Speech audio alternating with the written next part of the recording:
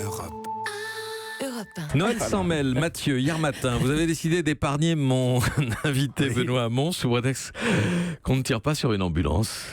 Hélas. Hélas Patrick, j'ai pas eu le temps de dégainer. Hier, l'ambulance est allée d'elle-même s'encastrer dans le mur.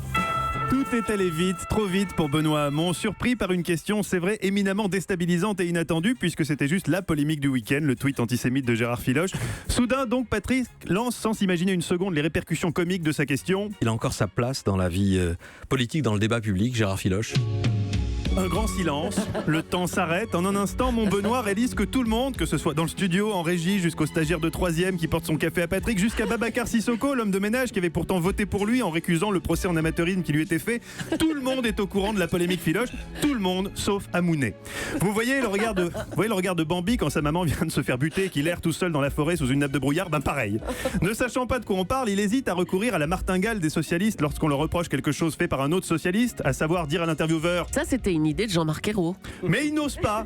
Trop honnête, trop intègre, trop tendre le Hamounet, alors c'est le drame. Oui, bah écoutez, qu'est-ce que je voulais que je vous dise Dis un truc, n'importe quoi.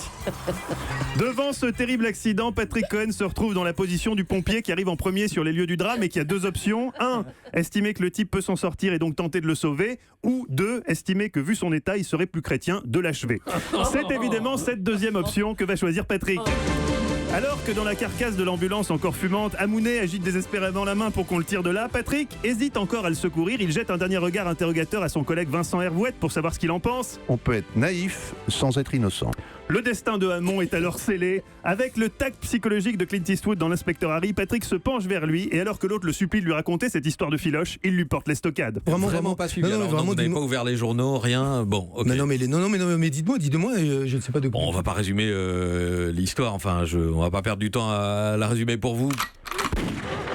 Traduction, j'ai pas que ça à faire, mon con. J'ai dit ça. Bref, est-ce que je lui dis que Michael Jackson est mort ou on attend un peu une nouvelle à la fois? C'est dit Patrick qui a ensuite décidé de ménager Benoît Hamon.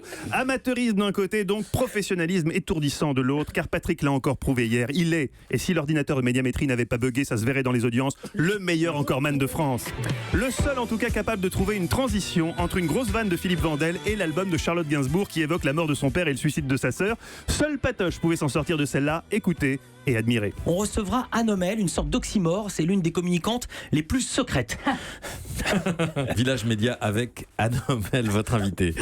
Melting Pop se poursuit avec Charlotte Gainsbourg, venue nous parler de son 5e album Reste. C'est une double signification, c'est le premier mot que l'on grave sur les tombes. Bien joué Patoche, c'est pas pour rien que Téléops vous avez surnommé The Boss Patrick, vous savez vous sortir de toutes les situations. Merci Mathieu Noël. Rien ne s'oppose à midi. Avec Axel de Tarlé, l'expertise d'Axel de Tarlé, m'écrit-on même, et de Nicolas Caro. Europe. Europe 1.